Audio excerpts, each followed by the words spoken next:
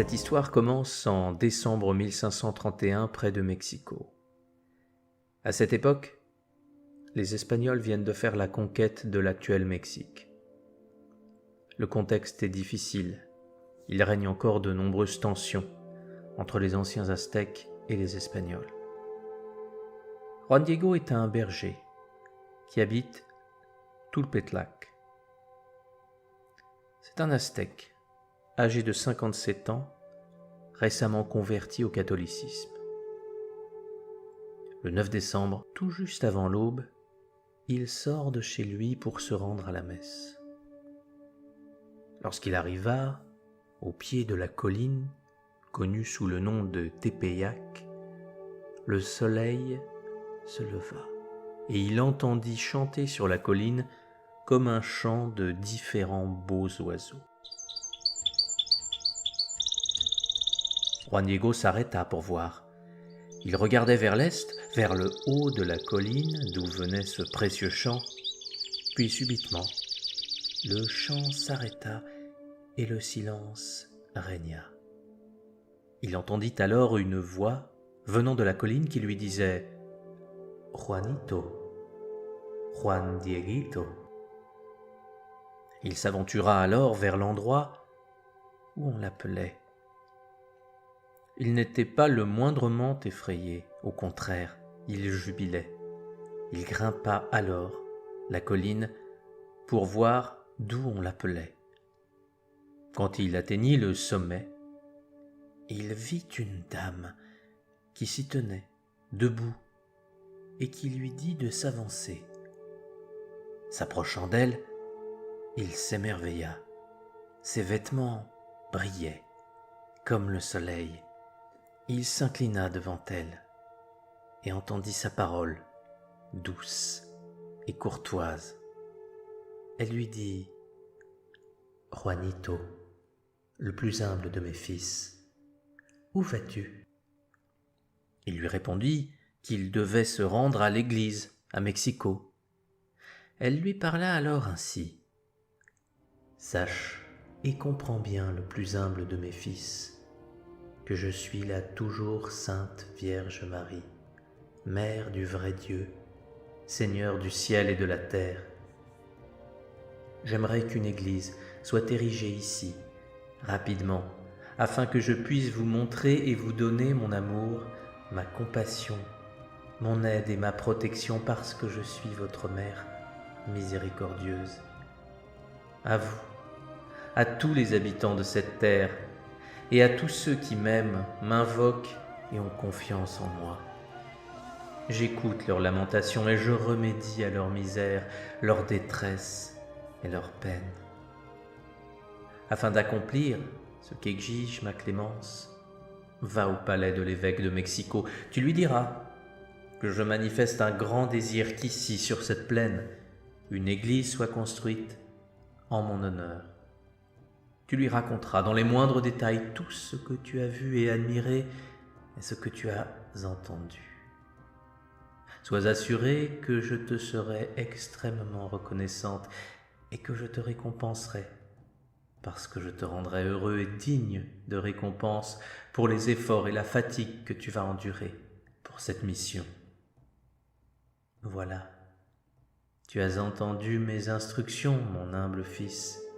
Va et fais tous tes efforts. » À cet instant, il s'inclina devant elle et dit « Madame, je vais obéir à tes instructions.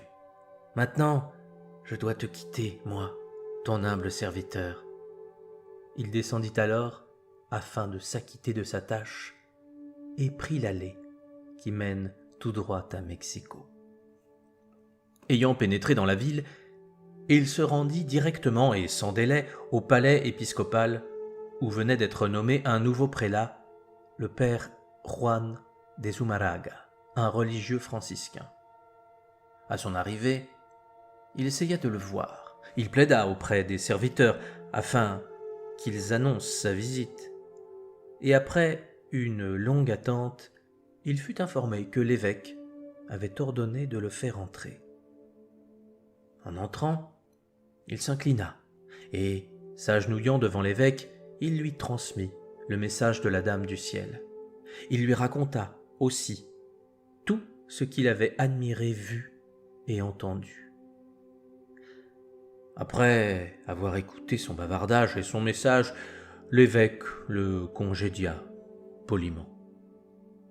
Juan Diego s'en alla et paraissait triste car le message n'avait pas été accompli sous toutes ses formes. Il rentra le jour même. Il revint directement au haut de la colline et rencontra la Dame du Ciel qui l'attendait à la même place où il l'avait vue la première fois. La voyant, il se prosterna devant elle et lui dit « Madame, j'ai été là où tu m'as envoyé afin de me conformer à tes instructions. Avec beaucoup de difficultés, j'ai pénétré dans les bureaux du prélat. Je l'ai vu et lui ai fait part de ton message comme tu me l'avais demandé. Il m'a reçu bienveillamment et m'a écouté attentivement, mais sa réponse laissait entendre qu'il ne me croyait pas. J'ai parfaitement compris, de par la façon dont il m'a répondu, qu'il pensait que ton désir d'avoir une église qui te soit consacrée est une invention de ma part et que ce n'est pas de ton ordre. Aussi, je te supplie fortement, madame, de confier l'accomplissement de ton message à quelqu'un d'important, de connu, qui inspire le respect et l'estime, afin qu'on te croie. Parce que je ne suis rien, madame. Tu m'as envoyé à une place que je ne fréquente jamais, ni ne m'y repose. Je t'en prie, pardonne-moi ce grand désagrément et ne sois pas irritée, madame. La Vierge Marie répondit « Écoute, ô mon fils, tu dois comprendre que j'ai de nombreux serviteurs et messagers à qui je peux confier l'accomplissement de mon message et l'exécution de mon désir. Mais c'est toi, précisément, que je sollicite et demande de m'aider afin que par ta médiation, mon vœu soit accompli. Je t'implore ardemment, toi, le moindre de mes fils, et avec fermeté je t'ordonne d'aller demain voir l'évêque. Tu y vas en mon nom. Tu lui fais connaître mon vœu intégral, selon lequel je lui demande de commencer la construction d'une église. Et dis-lui aussi que c'est moi, en personne, la toujours vierge Sainte Marie, Mère de Dieu, qui t'ai envoyé. Juan Diego répondit « Madame, je vais y aller, car surtout je ne veux pas te faire de la peine. Joyeusement et de plein gré, j'obéirai à tes instructions. Sous aucune condition je ne manquerai de le faire. J'irai accomplir ton désir, car non seulement le chemin est pénible, mais peut-être que je ne serai pas écouté avec plaisir, ou si on m'écoute, on ne me croira peut-être pas. Demain après-midi, au coucher du soleil, je reviendrai porter la réponse de ton message au prélat. Je prends maintenant congé de toi, madame. Repose-toi entre-temps. » Juan Diego s'en alla passer la nuit chez lui. Le jour suivant, il quitta la maison avant l'aube.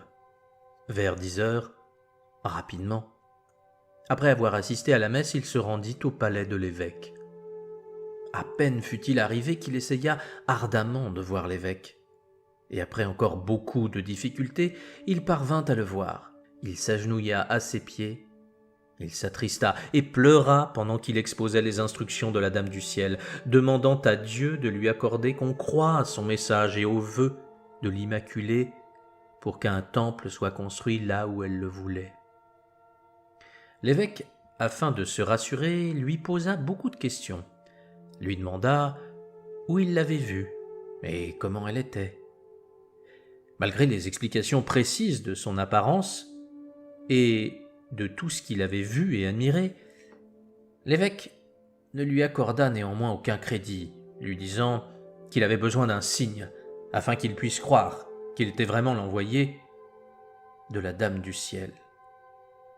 Juan Diego dit alors à l'évêque « Monseigneur, écoutez, quel doit être le signe que vous demandez, car j'irai le demander à la Dame du Ciel qui m'a envoyé vers vous. » L'évêque, voyant qu'il acceptait sans aucun doute et ne se rétractait pas, le renvoya.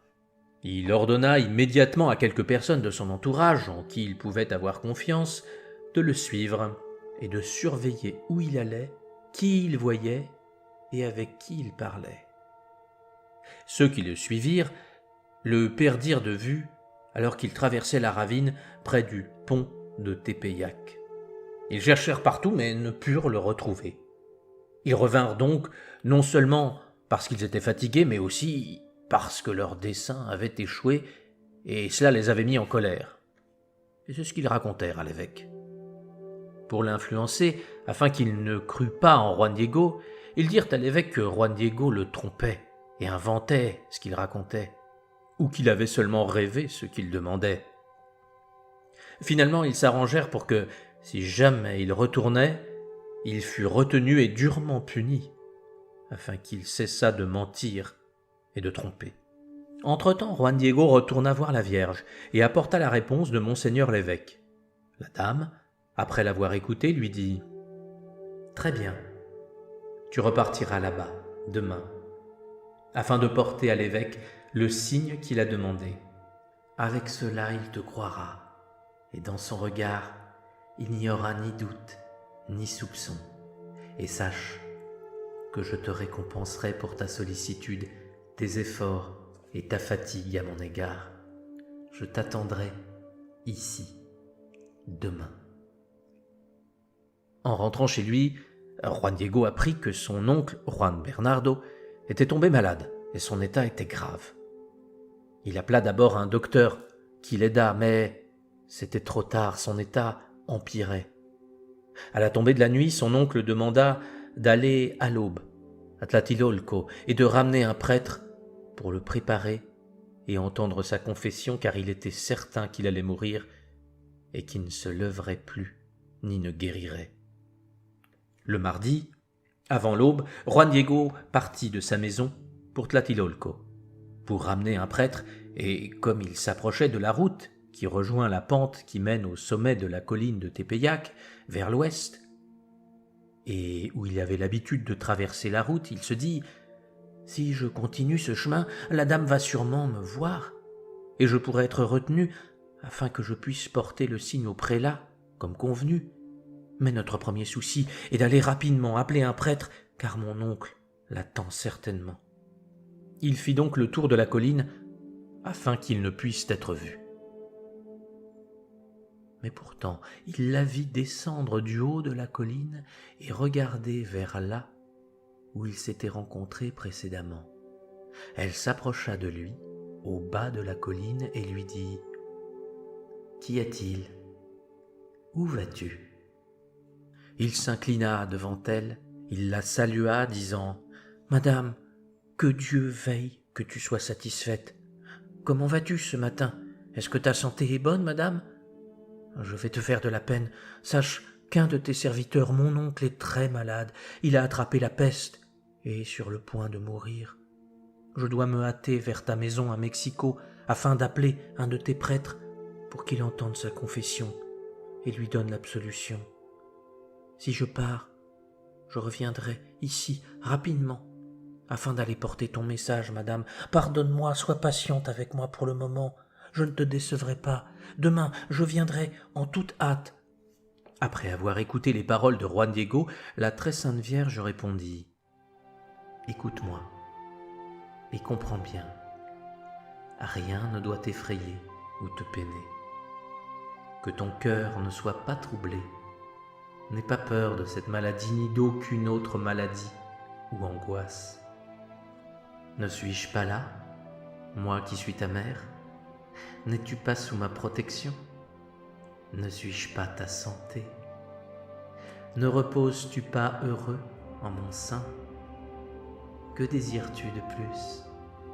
Ne sois pas malheureux ou troublé par quoi que ce soit.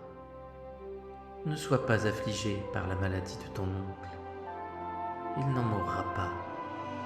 Sois assuré qu'il est maintenant guéri. » Et à ce moment, son oncle fut guéri, comme il devait l'apprendre par la suite. Quand Juan Diego entendit ces mots de la Dame du Ciel, il était grandement consolé, il était heureux. Il la supplia de l'excuser, afin qu'il aille voir l'évêque et lui porter le signe ou la preuve, afin qu'on le croie. La Dame du Ciel lui ordonna de grimper en haut de la colline où ils s'étaient précédemment rencontrés. Elle lui dit « Grimpe jusqu'au haut de la colline, là où tu m'as vu et où je t'ai donné des instructions. Tu verras différentes fleurs. Coupe-les, cueille-les, rassemble-les et puis viens les porter devant moi. » Juan Diego grimpa sur la colline immédiatement, et comme il atteignait le sommet, il fut stupéfait de voir qu'une telle variété de merveilleux rosiers de Castille était en floraison bien avant la saison où les roses devraient bourgeonner, car nous étions au mois de décembre. Elles étaient parfumées et recouvertes de gouttes de rosée qui ressemblaient à des perles précieuses. Il commença immédiatement à les cueillir, il les assembla et les plaça dans son tilma. Le tilma est une sorte de cape, de manteau sans manches, noué sur l'épaule droite. Le tissu est souvent fait à partir d'agave. Le haut de la colline n'était pas une place où pourrait fleurir n'importe quelle fleur, car il y avait beaucoup de rochers, de ronces, d'épines. Occasionnellement de l'herbe poussait, mais c'était au mois de décembre, quand la végétation n'était pas gelée.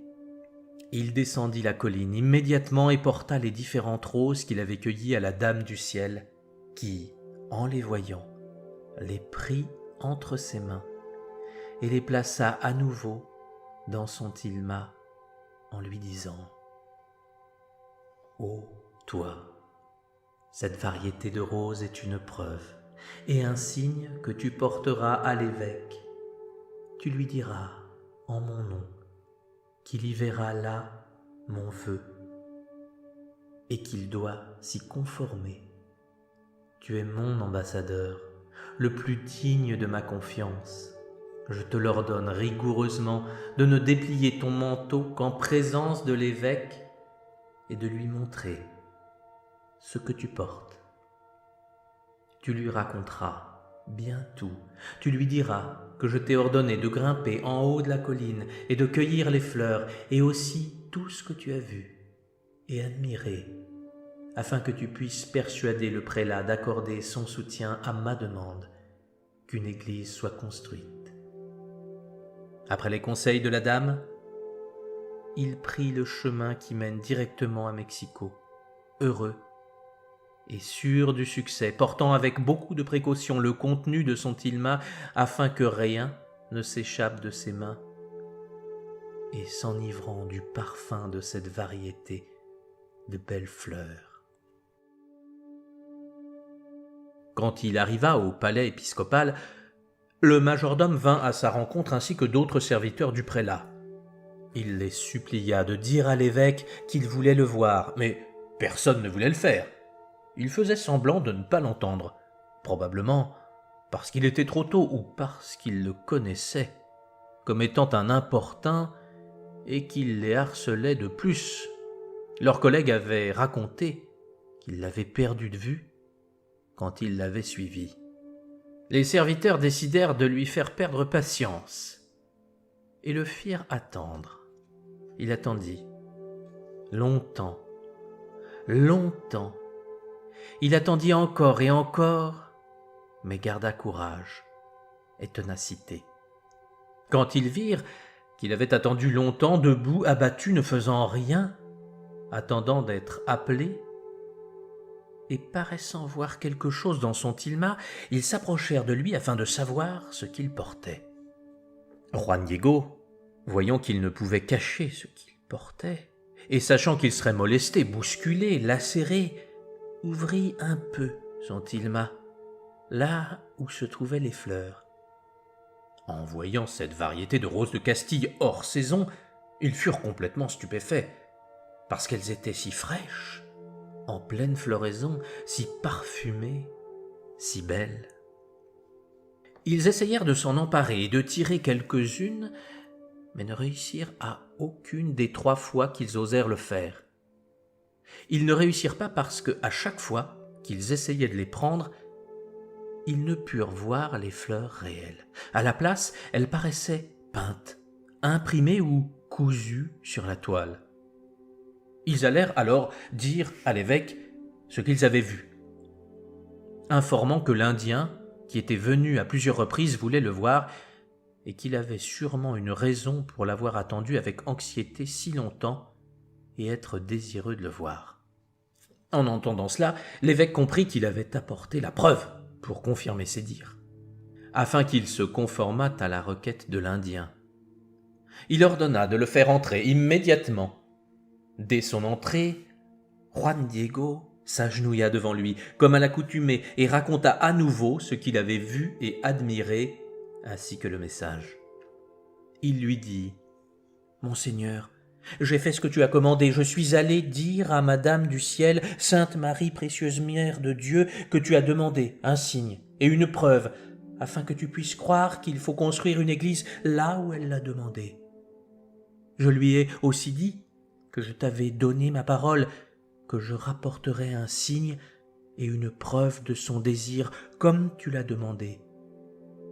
Elle se montra condescendante et agréa à ta requête. Tôt ce matin, elle m'a envoyé te voir, à nouveau.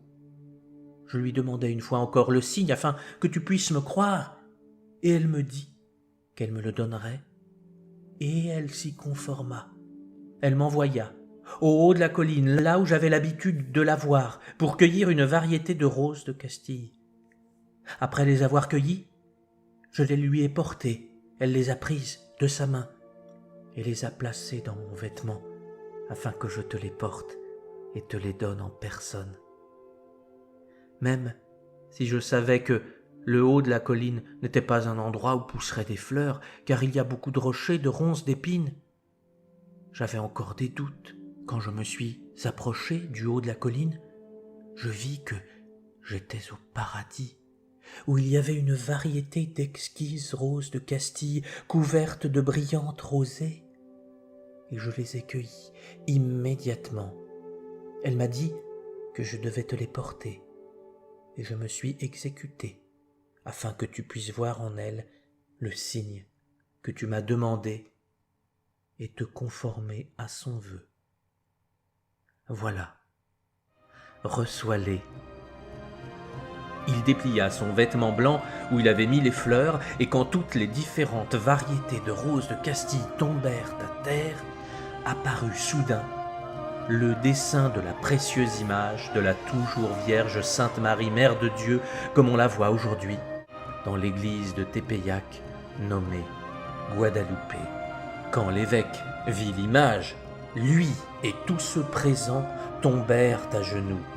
On l'admira beaucoup, ils se levèrent pour la voir. L'évêque, avec des larmes de tristesse, pria et implora son pardon pour n'avoir pas accompli son vœu et sa requête. Quand il se releva, il détacha du cou de Juan Diego le vêtement sur lequel apparaissait l'image de la Dame du ciel. Il le prit et le plaça dans sa chapelle. Juan Diego demeura un jour supplémentaire à l'évêché à la requête de l'évêque. Le jour suivant, l'évêque lui dit « Montre-nous où la Dame du ciel désire qu'une église soit construite. » Et il invita immédiatement tous ceux présents à s'y rendre. Après que Juan Diego eut montré l'endroit où la Dame du ciel voulait que son église soit construite, il demanda la permission de prendre congé. Il voulait rentrer chez lui pour voir son oncle, Juan Bernardino, qui était gravement malade, quand il l'avait quitté pour aller à Tlatelolco appeler un prêtre afin d'entendre sa confession et lui donner l'absolution. La Dame du ciel lui avait dit que son oncle était guéri, mais ils ne le laissèrent pas partir seul et l'accompagnèrent jusqu'à chez lui. Comme ils arrivèrent, ils virent que son oncle était heureux et en bonne santé. Il était très stupéfait de voir son neveu ainsi accompagné et honoré, et demandait la raison d'un tel honneur. Son neveu répondit que lorsqu'il partit chercher le prêtre pour entendre sa confession et lui donner l'absolution, la Dame du ciel lui apparut à Tepeyac, lui disant de ne pas être triste, que son oncle allait bien, ce qui la consolait. Elle l'a envoyé à Mexico voir l'évêque afin que ce dernier lui construise une maison à Tepeyac. L'oncle témoigna de ce que c'était vrai, qu'à cette occasion il fut guéri, qu'il l'avait vue de la même manière que son neveu, apprenant d'elle qu'elle l'avait envoyé à Mexico pour voir l'évêque. La dame lui dit aussi que lorsqu'il irait voir l'évêque, il devrait lui révéler ce qu'il avait vu et lui expliquer de quelle façon elle l'avait guéri, miraculeusement, et qu'elle voulait être appelée la toujours Vierge Sainte Marie de Guadalupe et que son image bénie soit aussi connue. Juan Bernardino fut conduit en la présence de l'évêque afin qu'il l'en informe et lui donne un témoignage. Son neveu et lui furent les invités de l'évêque chez lui, jusqu'à ce que l'église consacrée à la reine de Tepeyac soit construite là où Juan Diego l'avait vue. L'évêque transféra l'image sacrée de la belle dame du ciel de la chapelle privée à l'église principale afin que tout le peuple puisse voir l'image bénie et l'admirer. La cité tout entière était sous le coup d'une grande émotion. Tous vinrent la voir, admirer l'image pieuse et prier. Ils s'émerveillèrent de son apparition dans ce divin miracle, car aucune personne humaine de ce monde n'avait peint cette image précieuse. Voilà, mes amis, vous venez d'entendre le récit des apparitions de la Vierge de Guadalupe. Aujourd'hui, ce lieu est devenu l'un des plus grands pèlerinages au monde dédiés à la Vierge Marie. Chaque année, plus de 12 millions de pèlerins viennent voir la représentation de la Vierge. Car oui, la tunique de Juan Diego décrite dans ce récit existe toujours de nos jours. Alors que le temps aurait dû la détruire, elle est toujours présente dans la basilique.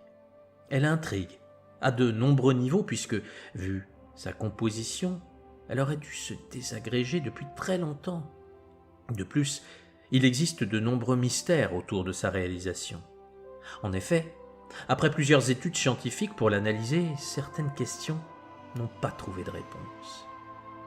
Si vous souhaitez aller plus loin et que le sujet vous intéresse, j'ai réalisé une série de vidéos pour vous en apprendre plus sur ce vêtement miraculeux. Tout est listé en description. N'oubliez pas que vous pouvez, si vous le souhaitez, soutenir mon travail en me faisant un don sur Tipeee ou Patreon. Merci à tous ceux qui m'ont déjà aidé. C'est une grande source de motivation. À très bientôt. Je vous souhaite le meilleur.